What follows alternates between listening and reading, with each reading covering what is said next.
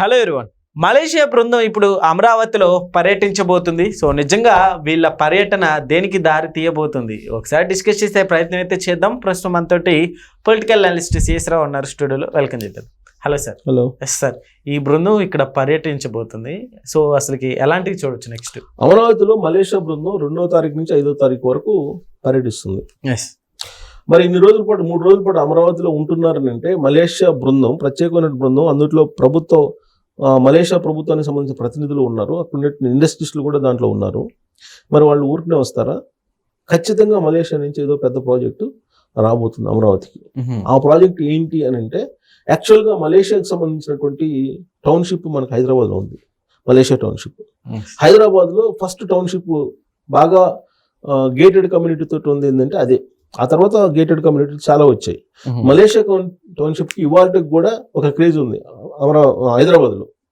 So అమరావతిలో కూడా బహుశా మలేషియా టౌన్షిప్ రాబోతుందేమో, ఓకే, మలేషియా టౌన్షిప్ ని తీసుకొచ్చేటువంటి ప్రయత్నం మలేషియా బృందం చేస్తుందేమో అనేటువంటిది ఒక టాక్ ఉంది. అమరావతిలో పెద్ద మలేషియా టౌన్షిప్.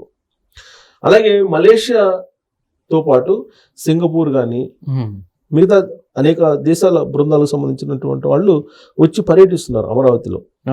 చంద్రబాబు నాయుడు గారు అక్టోబర్ 21 అనుకుంటా విదేశీ పర్యటనకి వెళ్తున్నారు ఆయన.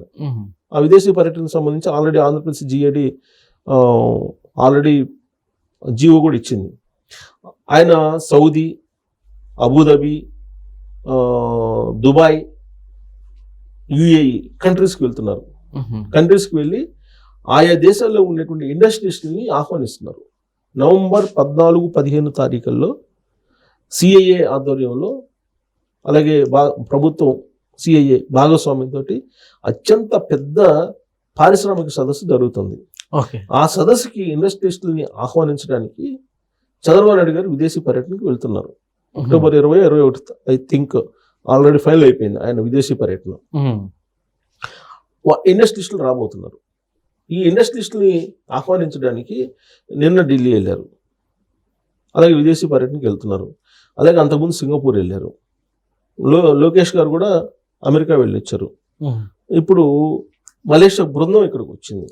సో ఈ దేశాల వాళ్ళు అమరావతి రావటము, లేదంటే చంద్రబాబు నాయుడు గారు, లోకేష్ గారు వేరే రాష్ట్రాలకు కానీ వేరే దేశాలకు కానీ వెళ్ళడము, ఆయా సిఐఏ సదస్సుల్లో పాల్గొనడము తరచూ మనం చూస్తున్నాం. ఇదంతా కూడా నవంబర్ 14-15కి ఒక టార్గెట్గా పెట్టుకొని చేస్తున్నటువంటి కార్యక్రమాలు.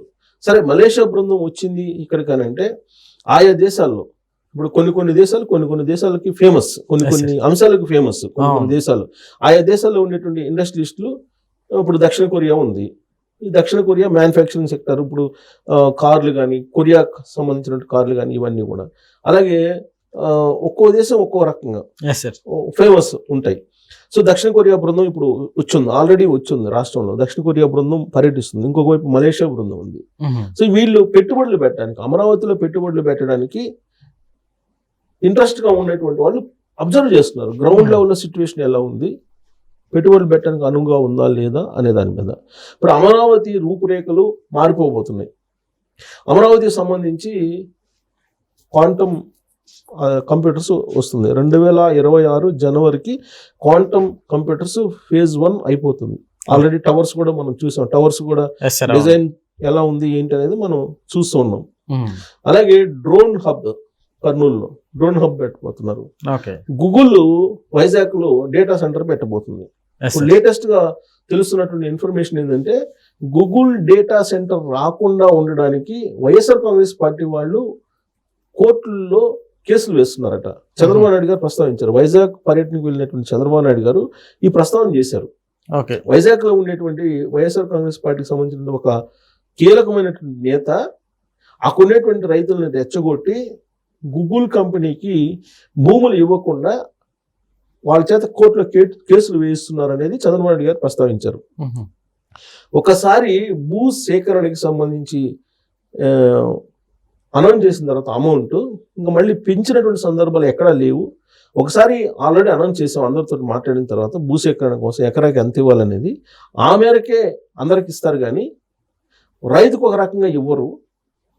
అది తెలిసి కూడా వైఎస్ఆర్ కాంగ్రెస్ పార్టీకి సంబంధించినటువంటి కీలక నేత రైతుల చేత కోర్టులో కేసులు వేయిస్తున్నారు.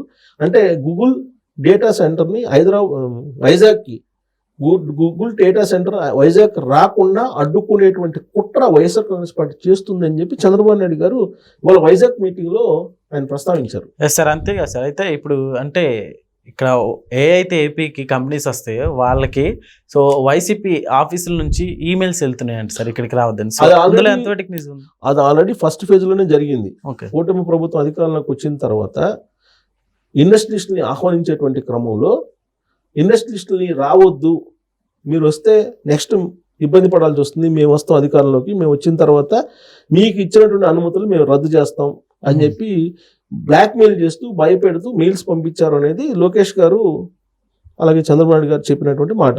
ఓకే. సో ఈ విధంగా భయపిస్తున్నారు, ఇండస్ట్రియలిస్టులు ఎలా వస్తారు అని చెప్తూ మళ్ళీ వైఎస్ఆర్ కాంగ్రెస్ పార్టీ రాదు అని చెప్పి మీరు బాండ్ రాసిస్తారా అని చెప్పి లోకేష్ గారిని ఇండస్ట్రియలిస్టులు ఎవరో అడిగారు అని చెప్పి ఆ రోజున వచ్చినటువంటి న్యూస్. సో ఇండస్ట్రియలిస్టులు ఎప్పుడు కూడా ప్రధానంగా కోరుకునేది లా అండ్ ఆర్డర్. రెండు, ప్రభుత్వం సహకరిస్తుందా లేదా, ఈ రెండు చూసుకుంటారు.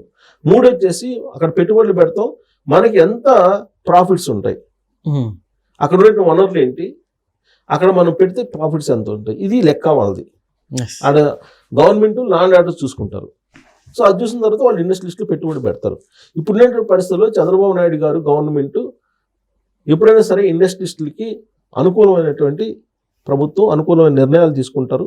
లా అండ్ ఆర్డర్ని ఆయన ఎప్పుడు కూడా ప్రాధాన్యత ఇస్తారు, లా అండ్ ఆర్డర్ని కంట్రోల్లో ఉంచుతారు అనేటువంటి పేరు ఉంది ఆయనకి. కారణం ఏంటంటే ఇండస్ట్రియలిస్టులు అందరూ చంద్రబాబు నాయుడు గారి ట్రాక్ రికార్డు బాగా తెలుసు వాళ్ళకి.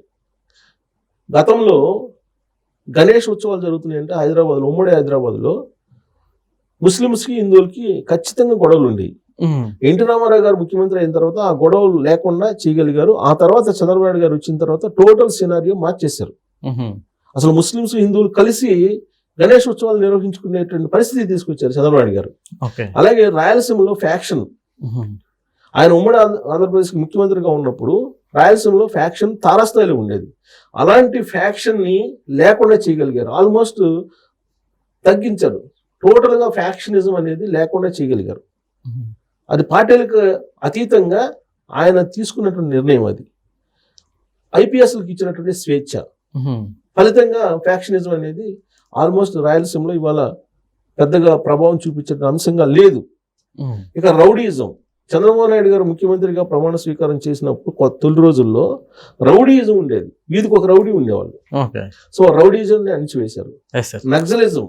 నక్సలిజం మీద యాంటీ నక్సలిజం నిర్ణయం కూడా తీసుకుని ఆయన 2004 ఎన్నికల మేనిఫెస్టోలో కూడా పెట్టారు ఆయన. సో రౌడీయిజం కానీ, ఫ్యాక్షనిజం కానీ, నక్సలిజం కానీ వీటన్నిటినీ తగ్గించి లా అండ్ ఆర్డర్ కంట్రోల్ చేసి ఇండస్ట్రియలిస్టులను ఆహ్వానించి ఆయన సంస్కరణలను వేగవంతంగా ముందుకు తీసుకెళ్ళినటువంటి ముఖ్యమంత్రి ఆయన. ఆయన డేటా సెంటర్ తీసుకొస్తుంటే అడ్డుపడుతున్నటువంటి పరిస్థితి వైఎస్ఆర్ కాంగ్రెస్ పార్టీ ఉందని చెప్పి చెప్తున్నారు ఆయన. ఇప్పుడు వీళ్ళందరూ మలేషియా నుంచి కానీ, సింగపూర్ నుంచి కానీ, లేదా రకరకాల దేశాల దక్షిణ కొరియా నుంచి కానీ, జపాన్ నుంచి కానీ, జర్మనీ నుంచి కానీ వస్తున్నారు అని అంటే చంద్రబాబు గారిని చూసి, చంద్రబాబు గారి పరిపాలన చూసి కదా వస్తుంది. సో వాళ్ళు వైఎస్ఆర్ కాంగ్రెస్ పార్టీ పెట్టేటువంటి మెయిల్లు, లేదంటే వైఎస్ఆర్ కాంగ్రెస్ పార్టీ వాళ్ళు వేసేటువంటి కోర్టులో కేసులు చూసి రాకుండా ఉంటారా అని అంటే చంద్రబాబు నాయుడు గారి గుడ్ విల్ని చూసి ఖచ్చితంగా వచ్చే అవకాశాలు ఉన్నాయి. సో అమరావతికి మలేషియా బృందం పర్యటిస్తుంది అని అంటే ఖచ్చితంగా ఒక పెద్ద ప్రాజెక్టు అమరావతిలో రాబోతుంది. అది టౌన్షిప్ అయి ఉండొచ్చు. సో ఒక పెద్ద ప్రాజెక్ట్ అయితే రాబోతుంది. తాజాగా ఇవాళ ఎయిర్ బస్ ఒక పెద్ద డీల్ కుదిరింది. ఎయిర్ బస్ది దాదాపు 35,000 కోట్లు పెట్టుబడి పెట్టడానికి ఎయిర్ బస్ డీల్ని లోకేష్ గారు ఎయిర్ బస్ కంపెనీ ప్రతినిధులతోటి ఆయన డీల్ కుదుర్చుకున్నారు. సో ఇలా ఈ 16 నెలల్లో దాదాపుగా 16 లక్షల కోట్ల రూపాయలు తీసుకురాగలిగారు. దాదాపు 6-7 లక్షల ఉద్యోగాలు సృష్టించగలిగారు. ఇది కళ్ళకు కనిపిస్తుంది కదా. సో కాబట్టి అంటే ఇప్పుడు ఇనిషియల్ స్టేజ్లో ఉన్నారు కాబట్టి దాని ఫలితాలు ఇప్పుడు తెలియవు. కొంత టైం తీసుకుంటే తెలుస్తుంది, కొంత టైం తీసుకుంటే ఇవన్నీ తెలుస్తుంది. సో ఇవన్నీ కూడా అమరావతి దశా దిశని మార్చేయబోతుంది మలేషియా బృందం అని చెప్పి అనుకోవచ్చు. Okay sir, thank you.